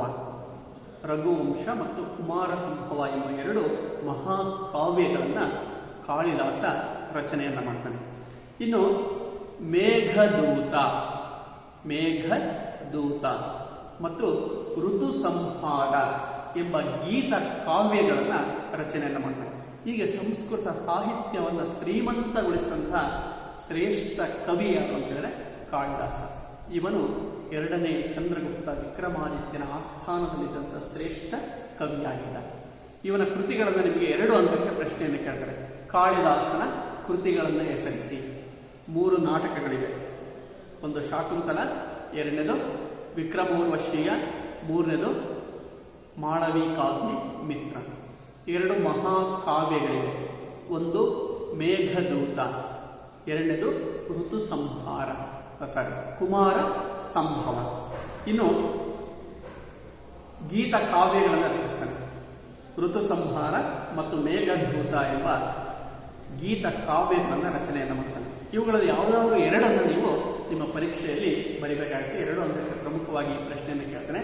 ಕಾಳಿದಾಸನ ಕೃತಿಗಳನ್ನು ಹೆಸರಿಸಿ. 3 ನಾಟಕಗಳು, 2 ಮಹಾಕಾವ್ಯಗಳು ಮತ್ತು 2 ಗೀತ ಕಾವ್ಯಗಳು ಇವನಿಂದ ರಚನೆಯಾಗಿವೆ. ಇನ್ನು 2ನೆಯ ನವಮಣಿ ವರಹ ಮಿಹಿರ. ಇವನು ಬೃಹತ್ ಸಂಹಿತೆ ಎಂಬ ಕೃತಿಯನ್ನ ರಚನೆಯನ್ನ ಮಾಡ್ತಾನೆ. ಇನ್ನು 3ನೇಯವನು ಘಟಕರ್ಪರ ಎಂಬ ಕವಿ. ಇವನು ಘಟಕರ್ಪರ ಕಾವ್ಯ ಎಂಬ ಕೃತಿಯನ್ನ ರಚಿಸ್ತಾನೆ. 4ನೇಯವನು ವರರುಚಿ. ಇವನು ವ್ಯಾಕರಣ ಗ್ರಂಥವನ್ನು ರಚಿಸ್ತಾನೆ. ಸಂಸ್ಕೃತ ವ್ಯಾಕರಣ ಗ್ರಂಥವನ್ನ ರಚಿಸಿದ. ಅಮರಸಿಂಹ. 5ನೇಯವನು ಅಮರಸಿಂಹ. ಅಮರಕೋಶ ಎಂಬ ಶ್ರೇಷ್ಠ ಗ್ರಂಥವನ್ನ ರಚನೆಯನ್ನ ಮಾಡ್ತಾನೆ. ಇನ್ನು 6ನೇಯವನು ಧನ್ವಂತರಿ. ಆಯುರ್ವೇದ ನಿಘಂಟು ಎಂಬ ಕೃತಿಯನ್ನು ರಚಿಸ್ತಾನೆ. ಧನ್ವಂತರಿಯನ್ನ ಭಾರತದ ಆಯುರ್ವೇದ ಶಾಸ್ತ್ರದ ಪಿತಾಮಹ ಅಂತೇಳಿ ಕರೆಯಲಾಗಿದೆ. ಭಾರತದ ಆಯುರ್ವೇದ ಶಾಸ್ತ್ರದ ಪಿತಾಮಹ ಎಂದು ಕರೆಯಲಾಗಿದೆ. ಇವನು ಆಯುರ್ವೇದ ನಿಘಂಟು ಎಂಬ ಕೃತಿಯನ್ನ ರಚಿಸಿದ. 7ನೇಯವನು ಶಂಕು. ಇವನು ಶಿಲ್ಪಶಾಸ್ತ್ರ ಎಂಬ ಕೃತಿಯನ್ನು ರಚನೆಯನ್ನ ಮಾಡ್ತಾನೆ. ಇದು ಮೂರ್ತಿಶಾಸ್ತ್ರದ ಬೆಳವಣಿಗೆಯನ್ನ ಕುರಿತಾಗಿ ನಮಗೆ ಮಾಹಿತಿಯನ್ನ ಒದಗಿಸುತ್ತದೆ. ಇನ್ನು 8ನೇಯವನು ಕ್ಷಪಣಕ ಎಂತಕ್ಕಂಥವನು ಜ್ಯೋತಿಷ್ಯ ಶಾಸ್ತ್ರ ಎಂಬ ಕೃತಿಯನ್ನ ರಚನೆಯನ್ನ ಮಾಡ್ತಾನೆ. ಇನ್ನು 9ನೇಯವನು ವೇತಾಲ ಭಟ್ಟ. ಇವನು ಮಂತ್ರಶಾಸ್ತ್ರ ಎಂಬ ಕೃತಿಯನ್ನ ರಚಿಸ್ತಾರೆ. ಹೀಗೆ 9 ಜನ ಶ್ರೇಷ್ಠ ವಿದ್ವಾಂಸರುಗಳು ಎರಡನೇ ಚಂದ್ರಗುಪ್ತ ವಿಕ್ರಮಾದಿತ್ಯನ ಆಸ್ಥಾನದಲ್ಲಿದ್ದು ಸಂಸ್ಕೃತ ಸಾಹಿತ್ಯವನ್ನು ಶ್ರೀಮಂತಗೊಳಿಸ್ತಕ್ಕಂಥ ಕಾರ್ಯವನ್ನು ಮಾಡಿದ್ರು. ಹಾಗಾಗಿನೇ ಚಂದ್ರಗುಪ್ತನ ಆಡಳಿತ ಕಾಲವನ್ನ ಸಂಸ್ಕೃತ ಸಾಹಿತ್ಯದ ಸುವರ್ಣಯುಗ ಅಂತೇಳಿ ಕರೆಯಲಾಗಿದೆ. ಈ ನವಮಣಿಗಳಲ್ಲದೆ ಇನ್ನೂ ಅನೇಕ ಜನ ಕವಿಗಳು ಮತ್ತು ವಿದ್ವಾಂಸರುಗಳಿದ್ದರು. ಅವರು ರಚಿಸಿದಂಥ ಕೃತಿಗಳು, ಅವುಗಳ ಬಗ್ಗೆ ನಾವು ತಿಳ್ಕೊಳ್ಳೋದಾದ್ರೆ, ಶೂದ್ರಕ ಇವನು ಮೃಚ್ಛುಕಟಿಕ ಎಂಬ ಕೃತಿಯನ್ನ ರಚಿಸ್ತಾನೆ. ಇದು ನಾಟಕ. ಮೃಚ್ಛುಕಟಿಕ ಅಂದರೆ ಮಣ್ಣಿನ ಎತ್ತಿನ ಬಂಡಿ ಅಂತ ಕರೆದು ಆ ನಾಟಕ ಕೃತಿಯನ್ನ ಶೂದ್ರಕ ಎಂಬ ಕವಿ ರಚನೆಯನ್ನ ಮಾಡ್ತಾನೆ. ಇನ್ನು ಭಾರವಿ ಮತ್ತೊಬ್ಬ ಕವಿ, ಇವನು ಕಿರಾತಾರ್ಜುನೀಯಂ ಎಂಬ ಕೃತಿಯನ್ನ ರಚನೆಯನ್ನ ಮಾಡ್ತಾನೆ. ಇನ್ನು ದಂಡಿ, ಇವನು ದಶಕುಮಾರ ಚರಿತೆ ಮತ್ತು ಕಾವ್ಯಾದರ್ಶ ಎಂಬ ಕೃತಿಗಳನ್ನು ರಚಿಸ್ತಾನೆ. ದಶಕುಮಾರ ಚರಿತೆ ಮತ್ತು ಕಾವ್ಯಾದರ್ಶ ಎಂಬ ಕೃತಿಗಳನ್ನು ರಚನೆಯನ್ನ ಮಾಡಿದ. ಇನ್ನು ವಿಶಾಖದತ್ತ ಈ ಕಾಲದ ಮತ್ತೊಬ್ಬ ಶ್ರೇಷ್ಠ ಕವಿ. ಇವನು 2 ಶ್ರೇಷ್ಠ ನಾಟಕಗಳನ್ನು ರಚಿಸ್ತಾನೆ. ಒಂದು ಮುದ್ರಾ ರಾಕ್ಷಸ, ಮತ್ತೊಂದು ದೇವಿ ಚಂದ್ರಗುಪ್ತಂ. ಮುದ್ರಾ ರಾಕ್ಷಸ ಮತ್ತು ದೇವಿ ಚಂದ್ರಗುಪ್ತಂ ಎಂಬ ನಾಟಕಗಳನ್ನು ರಚನೆಯನ್ನ ಮಾಡ್ತಾನೆ. ಮುದ್ರಾ ರಾಕ್ಷಸ ಕೃತಿಯು ಕೌಟಿಲ್ಯನ ಸಹಾಯದಿಂದ ಹೇಗೆ ಚಂದ್ರಗುಪ್ತ ಮೌರ್ಯ ಸಾಮ್ರಾಜ್ಯದ ಸ್ಥಾಪನೆಯನ್ನ ಮಾಡಿದ ಅಂತ ಹೇಳಿ ತಿಳಿಸಿದರೆ, ದೇವಿ ಚಂದ್ರಗುಪ್ತಂ ಎಂಬ ನಾಟಕವು 1ನೇ ಚಂದ್ರಗುಪ್ತನ ಸಾಧನೆಗಳ ಮೇಲೆ ಅದು ಬೆಳಕನ್ನು ಚೆಲ್ಲುತ್ತದೆ. ಇನ್ನು ವಿಷ್ಣು ಶರ್ಮ ಮತ್ತೊಬ್ಬ ಕವಿ ಪಂಚತಂತ್ರ ಎಂಬ ಕೃತಿಯನ್ನ ರಚಿಸ್ತಾನೆ. ನಾವೆಲ್ಲ ಚಿಕ್ಕವರಿದ್ದಾಗ ಪಂಚತಂತ್ರದ ಕಥೆಗಳನ್ನು ಕೇಳಿಯೇ ಬೆಳೆದು ಬಂದಿದ್ದೇವೆ. ಆ ಪಂಚತಂತ್ರದ ಕಥೆಗಳನ್ನು ರಚಿಸಿದಂತಹ ಶ್ರೇಷ್ಠ ಕವಿಯೇ ಯಾರು ಅಂತಂದರೆ ವಿಷ್ಣು ಶರ್ಮ ಎಂತಕ್ಕಂಥ. ಇನ್ನು ಭವಭೂತಿ ಮತ್ತೊಬ್ಬ ಕವಿ, ಇವನು ಉತ್ತರ ರಾಮಚರಿತೆ ಎಂಬ ಕೃತಿಯನ್ನು ರಚಿಸ್ತಾನೆ. ಚರಕ ಸಂಹಿತೆಯನ್ನು, ಶುಶ್ರುತ ಸಂಹಿತೆಯನ್ನು ರಚಿಸಿ ವೈದ್ಯ ವಿಜ್ಞಾನದ ಬೆಳವಣಿಗೆಗೆ ಅವರು ಕಾರಣೀಭೂತರಾಗ್ತಾರೆ. ಇನ್ನು ಶಂಕು ಎಂತಕ್ಕಂಥವನು ಶಿಲ್ಪಶಾಸ್ತ್ರವ ಕೃತಿಯನ್ನ ರಚಿಸ್ತಾನೆ. ಅಮರಸಿಂಹ ಅಮರಕೋಶವನ್ನ ರಚನೆಯನ್ನ ಮಾಡ್ತಾನೆ. ಹೀಗೆ ನವಮಣಿಗಳಲ್ಲದೆ ಇನ್ನೂ ಅನೇಕ ಜನ ಶ್ರೇಷ್ಠ ವಿದ್ವಾಂಸರುಗಳು ಗುಪ್ತರ ಕಾಲದಲ್ಲಿ ರಾಜಾಶ್ರಯ ಎಂತಕ್ಕಂಥದನ್ನು ಪಡೆದುಕೊಂಡಿದ್ರು. ಅವರೆಲ್ಲರೂ ಸಂಸ್ಕೃತದಲ್ಲಿ ಅನೇಕ ಕೃತಿಗಳನ್ನು ರಚಿಸುವುದರ ಮೂಲಕ ಸಂಸ್ಕೃತ ಸಾಹಿತ್ಯವನ್ನು ಶ್ರೀಮಂತಗೊಳಿಸತಕ್ಕಂಥ ಕೆಲಸವನ್ನ ಮಾಡಿದ್ರು ಮತ್ತು ಗುಪ್ತರ ಕಾಲವನ್ನ ಸಾಹಿತ್ಯದ ಸುವರ್ಣಯುಗ ಅಂತೇಳಿ ಕರೆಯುವಂತೆ ಮಾಡಿದರು. ಹೀಗೆ ಸಾಹಿತ್ಯಕ್ಕೆ ಗುಪ್ತರು ಕೊಟ್ಟಂತಹ ಕೊಡುಗೆಗಳಿಂದಾಗಿಯೇ ಅವರ ಕಾಲವನ್ನು ಏನಂತ ಕರೆಯಬಹುದು ಅಂತಂದರೆ ಸುವರ್ಣ ಯುಗ ಅಂತೇಳಿ ಕರೆಯಬಹುದಾಗಿದೆ. ಇನ್ನು 4ನೇದಾಗಿ ವಿಜ್ಞಾನ ಮತ್ತು ತಂತ್ರಜ್ಞಾನ. ಗುಪ್ತರ ಯುಗ ಸುವರ್ಣ ಯುಗ ಅಂತೇಳಿ ಕರೆಯಲಿಕ್ಕೆ ಕಾರಣವಾದಂತಹ ಮತ್ತೊಂದು ಅಂಶವೇ ವಿಜ್ಞಾನ ಮತ್ತು ತಂತ್ರಜ್ಞಾನ ಎಂಬ ಕನ್ನಡ. ಗುಪ್ತರ ಆಡಳಿತ ಕಾಲದಲ್ಲಿ ವಿಜ್ಞಾನ, ಗಣಿತ, ಖಗೋಳಶಾಸ್ತ್ರ, ವೈದ್ಯಶಾಸ್ತ್ರ, ಲೋಹಶಾಸ್ತ್ರಗಳಲ್ಲಿ ಅದ್ಭುತವಾದಂತಹ ಪ್ರಗತಿಯನ್ನ ಸಾಧಿಸಲಾಯಿತು. ಈ ಗಣಿತ, ವಿಜ್ಞಾನ, ಖಗೋಳಶಾಸ್ತ್ರ, ವೈದ್ಯಶಾಸ್ತ್ರ ಮತ್ತು ಲೋಹಶಾಸ್ತ್ರದಲ್ಲಿ ಅದ್ಭುತವಾದಂತಹ ಪ್ರಗತಿ ಅಂತಕ್ಕಂಥದ್ದು ಗುಪ್ತರ ಕಾಲದಲ್ಲಿ ಉಂಟಾಯಿತು. ಈ ಕಾಲದಲ್ಲಾದಂತಹ ಮಹತ್ವದ ಬೆಳವಣಿಗೆಗಳು ಅಂತ ಹೇಳಿದ್ರೆ ಆಯುರ್ವೇದದ ಬೆಳವಣಿಗೆ. ಸುಶ್ರುತ ಎಂಬ ಕವಿ ಸುಶ್ರುತ ಸಂಹಿತೆ ಎಂಬ ಕೃತಿಯನ್ನ ರಚನೆಯನ್ನ ಮಾಡ್ತಾನೆ. ಸುಶ್ರುತ ಸಂಹಿತೆ ಎಂಬ ರಚನೆಯನ್ನ ಮಾಡಿದ. ಚರಕ ಮಹರ್ಷಿ ಚರಕ ಸಂಹಿತೆ ಎಂತಕ್ಕನ್ನೋದನ್ನ ರಚನೆಯನ್ನು ಮಾಡ್ತಾನೆ. ಧನ್ವಂತ್ರಿ ಎಂಬ ಮಹರ್ಷಿ ಆಯುರ್ವೇದ ನಿಘಂಟು ಎಂಬ ಕೃತಿಯನ್ನ ರಚನೆಯನ್ನು ಮಾಡ್ತಾನೆ. ಇದರಿಂದಾಗಿ ಆಯುರ್ವೇದ ಚಿಕಿತ್ಸಾ ಪದ್ಧತಿಯ ಬೆಳವಣಿಗೆ ಅಂತಕ್ಕನ್ನೋದು ಉಂಟಾಯಿತು. ಈಗ ನಮ್ಮ ಮನೆಗಳಲ್ಲಿ ಯಾರ್ಯಾರು ಸಣ್ಣ ಪುಟ್ಟ ನೆಗಡಿ, ಕೆಮ್ಮು ಮುಂತಾದವುಗಳು ಬಂದರೆ ಕಷಾಯವನ್ನು ಮಾಡಿ ನಾವು ಕುಡಿತೇವೆ. ಅವೆಲ್ಲವುಗಳು ಭಾರತೀಯ ಆಯುರ್ವೇದ ಚಿಕಿತ್ಸಾ ಪದ್ಧತಿಗಳಲ್ಲಿ ಒಂದಾಗಿವೆ. ಅಂತಹ ಆಯುರ್ವೇದ ಚಿಕಿತ್ಸಾ ಪದ್ಧತಿಯ ಬೆಳವಣಿಗೆಯ ಕಾರಣರಾದಂಥವರು ಯಾರು ಅಂತಂದರೆ ಧನ್ವಂತ್ರಿ, ಚರಕ ಮತ್ತು ಸುಶ್ರುತ ಎಂಬ ಆಚಾರ್ಯರು, ಪಂಡಿತರು ಅಥವಾ ಮಹರ್ಷಿಗಳು. ಧನ್ವಂತರಿಯನ್ನ ಭಾರತದ ಆಯುರ್ವೇದ ಪಿತಾಮಹ ಅಂತೇಳಿ ಕರೆಯಲಾಗುತ್ತೆ.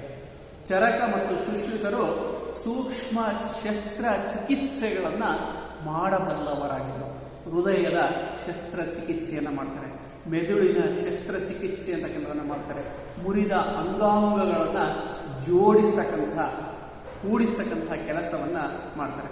ಅಂದ್ರೆ ಆಯುರ್ವೇದ ಚಿಕಿತ್ಸಾ ಪದ್ಧತಿಯು ಜಗತ್ತಿನ ಉಳಿದೆಲ್ಲ ರಾಷ್ಟ್ರಗಳಿಗಿಂತಲೂ ಭಾರತದಲ್ಲಿ ಹೆಚ್ಚು ಅಭಿವೃದ್ಧಿ ಅಂತಕ್ಕನ್ನೋದನ್ನ ಕಂಡಿತು.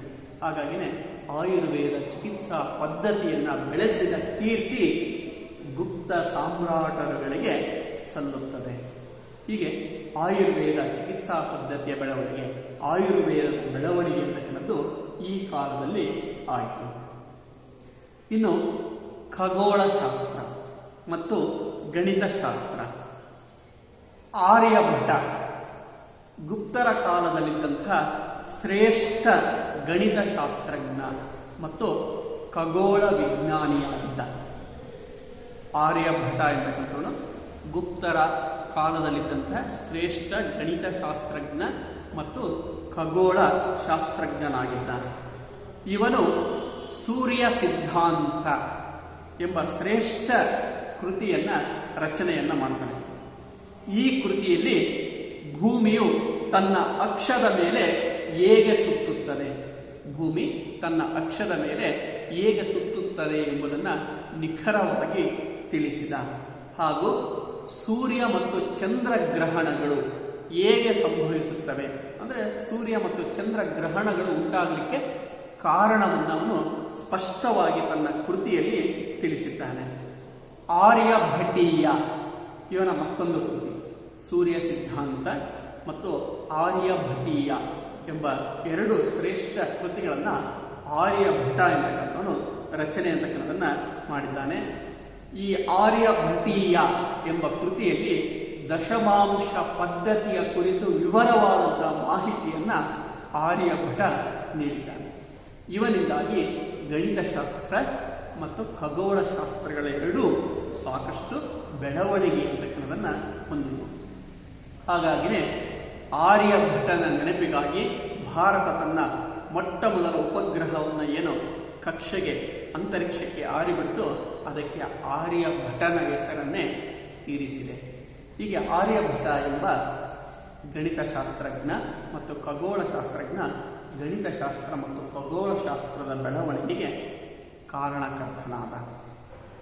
ಇನ್ನು ಬ್ರಹ್ಮಗುಪ್ತ ಗುಪ್ತರ ಕಾಲದಲ್ಲಿದ್ದಂತಹ ಮತ್ತೊಬ್ಬ ಶ್ರೇಷ್ಠ ಗಣಿತಶಾಸ್ತ್ರಜ್ಞ. ಗಣಿತ ಕ್ಷೇತ್ರಕ್ಕೆ ಭಾರತೀಯರ ಸಾಧನೆ ಏನು ಅಂತ ಹೇಳಿದ್ರೆ ನಾವು ಸೊನ್ನೆ ಅಂತೇಳಿ ಕರಿತೇವೆ, ಶೂನ್ಯ.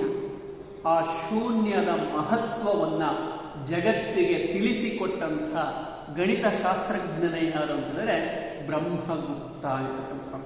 ಹಾಗಾಗಿನೇ ಗಣಿತ ಕ್ಷೇತ್ರಕ್ಕೆ ಬ್ರಹ್ಮಗುಪ್ತನ ಕೊಡುಗೆ ಅಂತಕ್ಕಂಥದ್ದು ಅಪಾರವಾಗಿದೆ. ಇನ್ನು ವರಾಹ ಮಿಹಿರ ಈ ಕಾಲದ ಶ್ರೇಷ್ಠ ವಿಜ್ಞಾನಿಗಳಲ್ಲಿ ಒಬ್ಬ. ಗುಪ್ತರ ಕಾಲದ ಶ್ರೇಷ್ಠ ವಿಜ್ಞಾನಿಗಳಲ್ಲಿ ವರಾಹ ಮಿಹಿರನು ಸಹ ಒಬ್ಬನಾಗಿದ್ದಾನೆ. ಇವನು ಪಂಚ ಸಿದ್ಧಾಂತಿಕ ಮತ್ತು ಬೃಹತ್ ಜಾತಕ ಮತ್ತು ಲಘು ಜಾತಕ ಎಂಬ ಕೃತಿಗಳನ್ನು ರಚಿಸ್ತಾನೆ. ಬೃಹತ್ ಸಿದ್ಧಾಂತಿಕ, ಬೃಹತ್ ಜಾತಕ ಮತ್ತು ಲಘು ಜಾತಕ ಎಂಬ ಕೃತಿಗಳನ್ನು ರಚನೆಯನ್ನು ಮಾಡ್ತಾನೆ. ಪಂಚ ಸಿದ್ಧಾಂತಿಕ ಬೃಹತ್ ಜಾತಕ ಮತ್ತು ಲಘು ಜಾತಕ ಎಂಬ ಕೃತಿಗಳನ್ನು ರಚನೆಯನ್ನು ಮಾಡಿದ. ಇದು ಜ್ಯೋತಿಷ್ಯ ಶಾಸ್ತ್ರದ ಬೆಳವಣಿಗೆಗೆ ಕಾರಣವಾಯಿತು. ಇನ್ನು ಇವರಿಗೊಬ್ಬ ಶಿಷ್ಯ ಇದ್ದ, ವೇತಾಲ ಭಟ್ಟ ಎಂಬಂಥವನು. ಅವನು ಸಹ ತನ್ನ ಗುರುವಿಗೆ ಮೀರಿದಂತಹ ಸಾಧನೆ ಎಂಬಕ್ಕನ್ನೋದನ್ನು ಅವನು ಮಾಡ್ತಾ ಹೋಗ್ತಾನೆ. ಹೀಗೆ ಖಗೋಳ ಮತ್ತು ಗಣಿತ ಶಾಸ್ತ್ರದ ಬೆಳವಣಿಗೆ ಕಾರಣಕರ್ತರಾದಂಥವ್ರು ಯಾರು ಅಂತ ಹೇಳಿದ್ರೆ, ಮೊದಲನೆಯವನು ಆರ್ಯಭಟ, ಎರಡನೆಯವನು ಬ್ರಹ್ಮಗುಪ್ತ, ಮೂರನೆಯವನು ವರಾಹಮಿಹಿರ, ನಾಲ್ಕನೆಯವನು ವೇತಾಲ ಭಟ್ಟ ಅಂತಕ್ಕಂಥದ್ದು. ವರಾಹಮಿಹಿರ ರಚಿಸಿರ್ತಕ್ಕಂಥ ಈ ಬೃಹತ್ ಸಂಹಿತೆ ಅಂತಕ್ಕಂಥದ್ದೇನಿದೆ, ಆಕಾಶಕಾಯಗಳ ಚಲನೆಯನ್ನ ಕುರಿತು ಮಾಹಿತಿ ಅಂತಕ್ಕಂಥದ್ದನ್ನ ನೀಡುತ್ತೆ. ಹೀಗೆ ಗಣಿತ ಮತ್ತು ಖಗೋಳ ಶಾಸ್ತ್ರವೂ ಸಹ ಇವರ ಕಾಲದಲ್ಲಿ ಸಾಕಷ್ಟು ಬೆಳವಣಿಗೆ ಅಂತಕ್ಕಂಥದ್ದನ್ನ ಹೊಂದಿತು. ಇನ್ನು ವಾಗ್ಭಟ ರಚಿಸಿರ್ತಕ್ಕಂಥ ಅಷ್ಟಾಂಗ ಸಂಗ್ರಹ ಎಂಬ ಕೃತಿಯು ಸಾಕಷ್ಟು ವಿಷಯಗಳ ಕುರಿತು ನಮಗೆ ಮಾಹಿತಿ ಅಂತಕ್ಕಂಥದ್ದನ್ನ ನೀಡುತ್ತೆ. ಇನ್ನು ತಂತ್ರಜ್ಞಾನ ಕ್ಷೇತ್ರಕ್ಕೆ ಗುಪ್ತರ ಕೊಡುಗೆ ಏನು ಅಂತ ಹೇಳಿದ್ರೆ, ಇವರು ತುಕ್ಕು ಹಿಡಿಯದೇ ಇರುವ ಕಬ್ಬಿಣದ ಸಂಶೋಧನೆ ಅಂತಕ್ಕಂಥದ್ದನ್ನ ಮಾಡ್ತಾರೆ. ಇದಕ್ಕೆ ಉದಾಹರಣೆ ಅಂತ ಹೇಳಿದ್ರೆ, ಚಂದ್ರಗುಪ್ತ ವಿಕ್ರಮಾದಿತ್ಯನ ಕಾಲದಲ್ಲಿ ಕೆತ್ತನೆಯನ್ನ ಮಾಡಲಾದಂತಹ ಮೆಹರೋಲಿಯ ಸ್ತಂಭ ಶಾಸನ. ಈ ಮೆಹರೋಲಿಯ ಸ್ತಂಭ ಶಾಸನ ಎಂತಕ್ಕಂಥದ್ದು ಬಿಸಿಲು ಮಳೆಗೆ ಒಡ್ಡಿಕೊಂಡು ಬಯಲಿನಲ್ಲಿಯೇ ನಿಂತಿದೆ. ಆದರೆ ಸಾವಿರಾರು ವರ್ಷಗಳಿಂದ ಬಿಸಿಲು, ಚಳಿ, ಗಾಳಿಗೆ ಮೈಯೊಡ್ಡಿ ನಿಂತಿದ್ದರೂ ಸಹ ಆ ಕಬ್ಬಿಣದ ಸ್ತಂಭವು ಒಂದು ಚೂರು ತುಕ್ಕು ಹಿಡಿದಿಲ್ಲ. ಹೀಗೆ ಆ ಕಂಬ ತುಕ್ಕು ಹಿಡಿಯದೇ ಇರತಕ್ಕಂಥದ್ದು, ತನ್ನ ಶಕ್ತಿಯನ್ನ ಕಳೆದುಕೊಳ್ಳದೇ ಇರತಕ್ಕಂಥದ್ದು ಒಂದು ಪವಾಡವೆಂದೇ ಹೇಳಬಹುದು. ಅಥವಾ ಅವರ ಲೋಹವಿದ್ಯೆಗೆ, ಅವರ ತಂತ್ರಜ್ಞಾನಕ್ಕೆ, ಗುಪ್ತರ ಕಾಲದ ಲೋಹವಿದ್ಯೆ ಮತ್ತು ತಂತ್ರಜ್ಞಾನಕ್ಕೆ ಅತ್ಯುತ್ತಮವಾದಂಥ ಉದಾಹರಣೆಯಾಗಿ ಇಂದಿಗೂ ಸಾಕ್ಷಿಯಾಗಿ ಅದು ನಿಂತಿದೆ. ಈಗ ಅವರ ತಂತ್ರಜ್ಞಾನಕ್ಕೆ ಉತ್ತಮವಾದಂಥ ಉದಾಹರಣೆ ಅಂತ ಹೇಳಿದರೆ ಮೆಹರೋಲಿಯ ಕಬ್ಬಿಣದ ಸ್ತಂಭ ಶಾಸನ. ಇಂದಿನವರೆಗೂ ಅದು ಸ್ವಲ್ಪವೂ ಸವೆದಿಲ್ಲ ಮತ್ತು ತುಕ್ಕು ಅಂತಕ್ಕಂಥದ್ದನ್ನು ಹಿಡಿದಿಲ್ಲ. ಇದು ಅವರ ಲೋಹವಿದ್ಯೆ ಮತ್ತು ತಂತ್ರಜ್ಞಾನಕ್ಕೆ ಉತ್ತಮವಾದಂಥ ಉದಾಹರಣೆಯಾಗಿದೆ. ಈ ಸ್ತಂಭವು 23.8 ಅಡಿ ಉದ್ದವಾಗಿದೆ. ಸಂಸ್ಕೃತದಲ್ಲಿ ಅದರ ಮೇಲೆ ಶಾಸನ ಅಂತಕ್ಕಂಥದ್ದನ್ನು ರಚನೆಯನ್ನು ಮಾಡಲಾಗಿದೆ. ಇನ್ನು ಇವರ 5ನೆಯ ಕೊಡುಗೆ ಕಲೆ ಮತ್ತು ವಾಸ್ತುಶಿಲ್ಪ.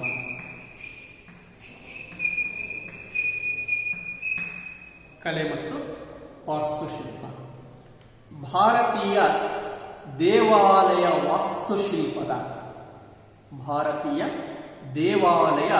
ವಾಸ್ತುಶಿಲ್ಪದ ಮೂಲ ರಚನಾತ್ಮಕ ಲಕ್ಷಣಗಳು.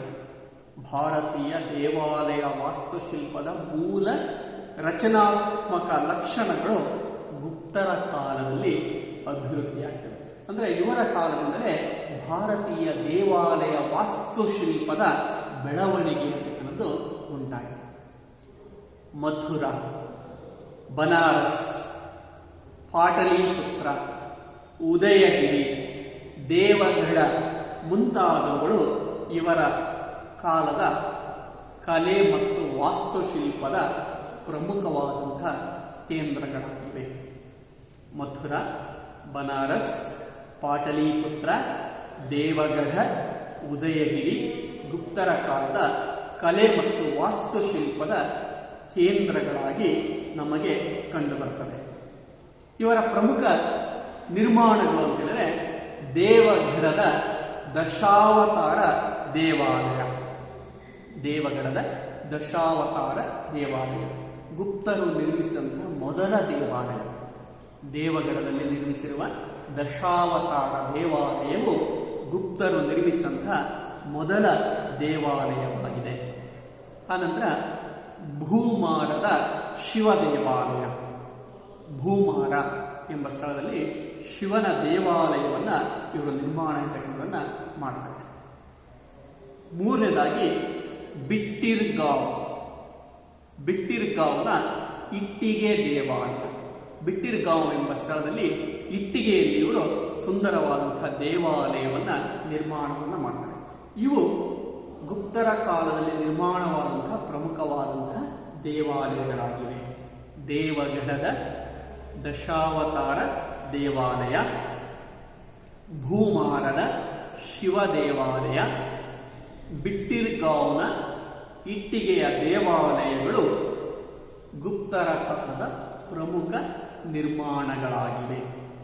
ಇದಲ್ಲದೆ ಅನೇಕ ಬುದ್ಧನ ಪ್ರತಿಮೆಗಳನ್ನ, ಮೂರ್ತಿಗಳನ್ನ ಇವರು ಪ್ರತಿಷ್ಠಾಪನೆ ಅಂತಕ್ಕಂಥದ್ದನ್ನ ಮಾಡ್ತಾರೆ. ಅನೇಕ ಸ್ಥಳಗಳಲ್ಲಿ ಬುದ್ಧನ ಪ್ರತಿಮೆಗಳು ಅಂತಕ್ಕಂಥ, ವಿಗ್ರಹಗಳು ಅಂತಕ್ಕಂಥವು ದೊರೆತಿವೆ. ಅದರಲ್ಲೆಲ್ಲ ಅತ್ಯಂತ ಪ್ರಮುಖವಾದದ್ದು ಅಂತ ಹೇಳಿದ್ರೆ ಸುಲ್ತಾನ್ ಗಂಜ್ನಲ್ಲಿ ದೊರೆತಿರುವ, ಸುಲ್ತಾನ್ ಗಂಜ್ನಲ್ಲಿ ದೊರೆತಿರ್ತಕ್ಕಂಥ 7.5 ಅಡಿ ಎತ್ತರದ ಸುಂದರವಾದಂತಹ ಬುದ್ಧನ ಕಂಚಿನ ವಿಗ್ರಹ. 7.5 ಅಡಿ ಎತ್ತರದ ಸುಂದರವಾದಂತಹ ಮನೋಜ್ಞವಾದಂತಹ ಬುದ್ಧನ ಕಂಚಿನ ವಿಗ್ರಹ ಅಂತಕ್ಕಂಥದ್ದು ಇದು ಈಗ ಬರ್ಮಿಂಗ್ಹ್ಯಾಮ್ನ ಮ್ಯೂಸಿಯಂನಲ್ಲಿ ಸಂರಕ್ಷಿಸಿ ಇಡಲಾಗಿದೆ. ಸುಲ್ತಾನ್ ಗಂಜ್ನಲ್ಲಿ ದೊರೆತಿರ್ತಕ್ಕಂಥ 7.5 ಅಡಿ ಎತ್ತರದ ಕಂಚಿನ ಬುದ್ಧನ ಪ್ರತಿಮೆ ಅಂತಕ್ಕಂಥದ್ದು ಇವರ ಶಿಲ್ಪಶಾಸ್ತ್ರಕ್ಕೆ ಉತ್ತಮವಾದಂತಹ ಉದಾಹರಣೆ. ಈಗ ಅದನ್ನು ಬರ್ಮಿಂಗ್ಹ್ಯಾಮ್ ಮ್ಯೂಸಿಯಂನಲ್ಲಿ ಸಂರಕ್ಷಿಸಿ ಇಡಲಾಗಿದೆ. ಇವರ ಚಿತ್ರಕಲೆ, ಚಿತ್ರಕಲೆಗೂ ಸಹ ಗುಪ್ತರು ವಿಶೇಷವಾದಂತಹ ಪ್ರೋತ್ಸಾಹ ಅಂತಕ್ಕಂಥದನ್ನ ನೀಡ್ತಾರೆ. ಗುಪ್ತರ ವರ್ಣಕಲೆಯ ಅತ್ಯುತ್ತಮವಾದಂತಹ ಉದಾಹರಣೆ ನಮಗೆ ಗ್ವಾಲಿಯರ್ ಸಮೀಪದ ಬಾಘ್ ಗೋಡೆಗಳ ಮೇಲೆ ದೊರೆತಿವೆ. ಗ್ವಾಲಿಯರ್ನ ಬಾಘ್ ಗೋಡೆಯ ಮೇಲೆ ಇರ್ತಕ್ಕಂತಹ ಚಿತ್ರಗಳು ಗುಪ್ತರ ಕಾಲದ ವರ್ಣ ಚಿತ್ರಕಲೆಗೆ ಉತ್ತಮವಾದಂತಹ ಉದಾಹರಣೆಗಳಾಗಿವೆ. ಅಜಂತಾದಲ್ಲಿಯೂ ಅನೇಕ ಗುಹಾಂತರ ದೇವಾಲಯಗಳನ್ನು ಗುಪ್ತ ಅರಸರು ನಿರ್ಮಾಣ ಅಂತಕ್ಕನ್ನೋದನ್ನ ಮಾಡಿದ್ದಾರೆ. ಇಲ್ಲಿ ಬುದ್ಧನ ಜೀವನಕ್ಕೆ ಸಂಬಂಧಿಸಿದಂತಹ ಅನೇಕ ಚಿತ್ರಗಳನ್ನು ಅವರು ಬಿಡಿಸಿದ್ದಾರೆ. ಅಜಂತಾದ ಗುಹಾಲಯಗಳಲ್ಲಿ ಬುದ್ಧನ ಜೀವನಕ್ಕೆ ಸಂಬಂಧಿಸಿದಂತಹ ಅನೇಕ ಚಿತ್ರಗಳನ್ನು ಅಲ್ಲಿ ಕೆತ್ತನೆ ಅಂತಕ್ಕನ್ನೋದನ್ನು ಮಾಡಿದ್ದಾರೆ, ಅಥವಾ ಬಿಡಿಸುವ ಕೆಲಸವನ್ನು ಗುಪ್ತ ಕಾಲದ ಕಲಾವಿದರು ಅಂತಕ್ಕಂಥವರು ಮಾಡಿದ್ದಾರೆ. ಅದರಲ್ಲೂ ಪ್ರಮುಖವಾಗಿ ಅಜಂತಾದ 17ನೇ ಗುಹೆಯಲ್ಲಿರುವ, ಅಜಂತಾದ 17ನೇ ಗುಹೆಯಲ್ಲಿ ಕಂಡು ಬರ್ತಕ್ಕಂಥ ತಾಯಿ ಮಗುವಿನ ವರ್ಣಚಿತ್ರ, ತಾಯಿ ಮತ್ತು ಮಗುವಿನ ವರ್ಣಚಿತ್ರ ಅಂತಕ್ಕಂಥದ್ದೇನಿದೆ ಇದು ತುಂಬ ನೈಜವಾಗಿದೆ ಮತ್ತು ಅತ್ಯಂತ ಆಕರ್ಷಕವಾಗಿದೆ. ನೈಜವಾಗಿದ್ದು ಅಂದರೆ ಅದು ಸಹಜತೆಯಿಂದ ಕೂಡಿದ್ದು ಸುಂದರವಾಗಿದೆ ಮತ್ತು ಅತ್ಯಾಕರ್ಷಕವಾಗಿದೆ. ಇದು ಅಜಂತಾದ ಚಿತ್ರಕಲೆಗಳಲ್ಲಿ ಅತ್ಯಂತ ಶ್ರೇಷ್ಠವಾದಂತಹ ಚಿತ್ರ ಎಂಬ ಖ್ಯಾತಿಗೆ ಒಳಗಾಗಿದೆ. ಹೀಗೆ ಗುಪ್ತ ಅರಸರುಗಳು ಕಲೆ, ವಾಸ್ತುಶಿಲ್ಪ, ಶಿಲ್ಪಶಾಸ್ತ್ರ, ಚಿತ್ರಕಲೆ ಈ ಎಲ್ಲ ಕ್ಷೇತ್ರಗಳಲ್ಲೂ ಸಾಕಷ್ಟು ಕೊಡುಗೆ ಅಂತಕ್ಕನ್ನೋದನ್ನು ನೀಡಿದ್ದಾರೆ. ಹಾಗಾಗಿನೇ ಇವರ ಕಾಲವನ್ನು ಸುವರ್ಣ ಯುಗ ಅಂತೇಳಿ ಕರೆಯಲಾಗಿದೆ. ನಿಮಗೆ ಪರೀಕ್ಷೆಯಲ್ಲಿ ಇದನ್ನು 10 ಅಂಕಕ್ಕೆ ಪ್ರಮುಖವಾಗಿ ಪ್ರಶ್ನೆಯನ್ನು ಕೇಳ್ತಾರೆ. ಗುಪ್ತರ ಯುಗ, ಸುವರ್ಣ ಯುಗ ಚರ್ಚಿಸಿ. ಆಗ ನೀವು ಈ 5 ಪಾಯಿಂಟ್ಸ್ಗಳನ್ನು ಬರೆದು ಅದಕ್ಕೆ ವಿವರಣೆಯನ್ನು ನೀಡಬೇಕಾಗುತ್ತೆ. ಗುಪ್ತರ ಯುಗ, ಸುವರ್ಣ ಯುಗ ಅಂತೇಳಿ ಕರೆಸಿಕೊಳ್ಳಲಿಕ್ಕೆ ಕಾರಣವಾದಂತಹ ಅಂಶಗಳು ಯಾವ್ಯಾವ ಅಂತಂದರೆ, ಮೊದಲನೇದು ಹಿಂದೂ ಧರ್ಮದ ನವೋದಯ, ಎರಡನೇದು ಶಿಕ್ಷಣ ವ್ಯವಸ್ಥೆ, ಮೂರನೇದು ಸಾಹಿತ್ಯದ ಬೆಳವಣಿಗೆ, ನಾಲ್ಕನೇದು ವಿಜ್ಞಾನ ಮತ್ತು ತಂತ್ರಜ್ಞಾನದ ಬೆಳವಣಿಗೆ, ಐದನೇದು ಕಲೆ ಮತ್ತು ವಾಸ್ತುಶಿಲ್ಪಕ್ಕೆ ಗುಪ್ತರ ಕೊಡುಗೆಗಳು. ಹೀಗೆ ಗುಪ್ತರ ಕಾಲ ಸುವರ್ಣ ಯುಗ ಅಂತೇಳಿ ಕರೆಸಿಕೊಳ್ಳಿಕ್ಕೆ ಈ 5 ಪ್ರಮುಖ ಅಂಶಗಳೇ ಕಾರಣಗಳಾಗಿವೆ. ಈ ಅಂಶಗಳಿಂದಾಗಿಯೇ ಗುಪ್ತರ ಯುಗವನ್ನು ನಾವು ಸುವರ್ಣ ಯುಗ ಅಂತೇಳಿ ಖಚಿತವಾಗಿ ಕರೆಯಬಹುದಾಗಿದೆ. ಇನ್ನು ಕೆಲವು ವಿದ್ವಾಂಸಗಳು ಗುಪ್ತರ ಯುಗ ಸುವರ್ಣ ಯುಗ ಅಲ್ಲ, ಭಾರತೀಯರಲ್ಲಿ ರಾಷ್ಟ್ರೀಯತೆಯನ್ನು ಉದ್ದೀಪನಗೊಳಿಸಲಿಕ್ಕಾಗಿ ಗುಪ್ತರ ಯುಗವು ಸುವರ್ಣ ಯುಗ ಎಂಬ ಕಲ್ಪನೆಯನ್ನ ಕಟ್ಟುಕತೆಯನ್ನ ಬೆಳೆಸಲಾಯಿತು ಅಂತ ಹೇಳ್ತಾರೆ. ಆದರೆ ಗುಪ್ತರ ಯುಗವು ನಿಜವಾಗಿಯೂ ಸುವರ್ಣ ಯುಗವಾಗಿತ್ತು. ಏಕೆಂದರೆ ಈ ಎಲ್ಲ ಸಾಧನೆಗಳನ್ನು ಗುಪ್ತ ಅರಸರ ಕಾಲಾವಧಿಯಲ್ಲಿ ಮಾಡಲಾಯಿತು. ಹಾಗಾಗಿಯೇ ಗುಪ್ತರ ಯುಗ ಸುವರ್ಣ ಯುಗ ಅಂತೇಳಿ ನಾವು ಖಚಿತವಾಗಿ ಹೇಳಬಹುದಾಗಿದೆ. ಇಲ್ಲಿಗೆ ನಿಮ್ಮ ಮತ್ತೊಂದು ಅಧ್ಯಾಯ 4.5 ಗುಪ್ತರು ಮುಕ್ತಾಯ ಆಯಿತು. ಮುಂದಿನ ತರಗತಿಯಲ್ಲಿ ನಾವು ರಾಷ್ಟ್ರಕೂಟರ ಬಗ್ಗೆ ತಿಳಿದುಕೊಳ್ಳೋಣ. ಭಾರತ ಪ್ರಾಚೀನ ಮಹಾನ್ ಸಾಮ್ರಾಜ್ಯಗಳಲ್ಲಿ ಒಂದು ಅಂತ ಹೇಳಿದ್ರೆ ಅದು ರಾಷ್ಟ್ರಕೂಟ ಸಾಮ್ರಾಜ್ಯ. ಕರ್ನಾಟಕದ ರಾಷ್ಟ್ರಕೂಟ ದೊರೆಗಳು ಪ್ರಾಚೀನ ವಿಶ್ವದ 4 ಮಹಾನ್ ಸಾಮ್ರಾಜ್ಯಗಳಲ್ಲಿ ಒಂದಾದಂತಹ ರಾಷ್ಟ್ರಕೂಟ ಸಾಮ್ರಾಜ್ಯವನ್ನು ಸ್ಥಾಪನೆಯನ್ನು ಮಾಡಿ ಅವರ ಆಡಳಿತವನ್ನು ನಡೆಸ್ತಾರೆ. ಅವರ ಸಾಧನೆಗಳ ಬಗ್ಗೆ ನಾವು ಮುಂದಿನ ತರಗತಿಯಲ್ಲಿ ತಿಳ್ಕೊಳ್ಳೋಣ. ಎಲ್ಲರಿಗೂ ನಮಸ್ಕಾರ.